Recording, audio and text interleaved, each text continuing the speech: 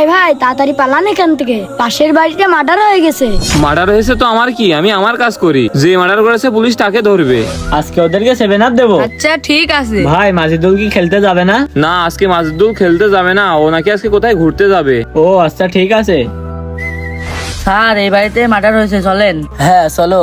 ওই দাঁড়াও, আরে এখানে তো রক্ত পড়ে রয়েছে, খুনি মনে হয় ভেতরেই আছে। আরে আমার বাড়ির সামনে পুলিশ কি করছে, যাই গিয়ে দেখি তো।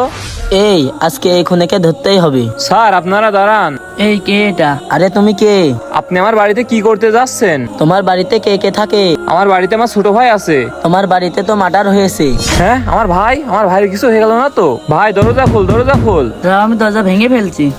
হ্যাঁ হ্যাঁ। এই তো ভেঙে গেছে, তাড়াতাড়ি চলো। ভাইয়া তোমার কিছু হয়নি তো? তুমি ঠিক আছো তো?